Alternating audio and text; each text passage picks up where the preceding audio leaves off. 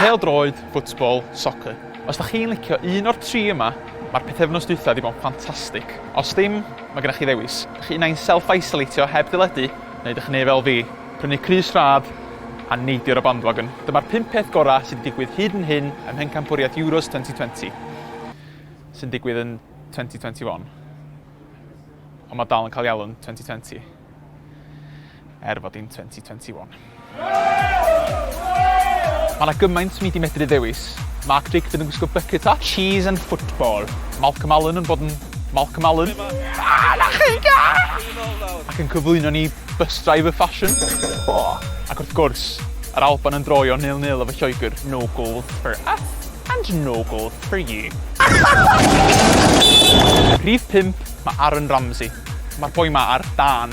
Perfformiad arwrol nerbyn Twrci. Oedd o'n taclo, oedd o'n sgorio. A fel tas o hynny ddim yn ddigon, oedd o hyd yn oed yn medru siarad Cymraeg efo acen i daleg. Sgorio gos, hefo go Cymru, let's go Wales! Yahoo, here we go! Ond gwneud cyfweliadau drwy'r Gymraeg, what a legend.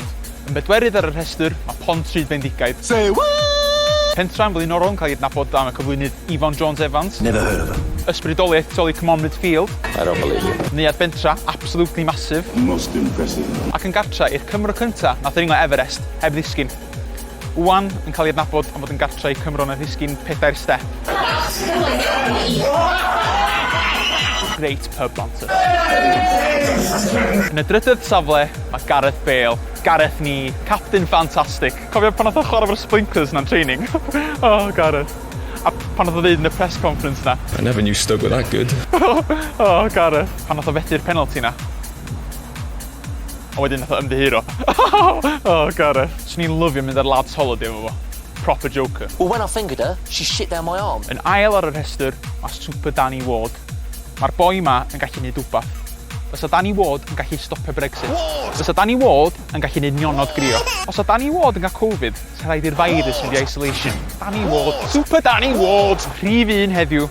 Ar frig y rhestr, be fysa pêl-droed hebdyn nhw? Y fans, y cefnogwyr, y wal goch. So fod Lloegr di cael chwarae adra. Oh no, we don't want to go to Europe. No, we'd rather stay at home at Wembley, thank you.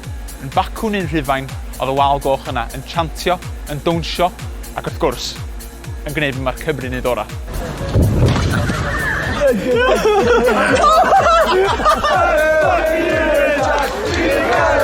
5 uchafbwynt o'r Euros I mi hyd yn hyn, ymlaen I Amsterdam, lle da ni ddim yn cael mynd. Ond os da chi wedi medru sleifio fewn i'r iseldiroedd, cofiwch drio blendio mewn. Let's go, Cymru! Would you like a smoke and a pancake?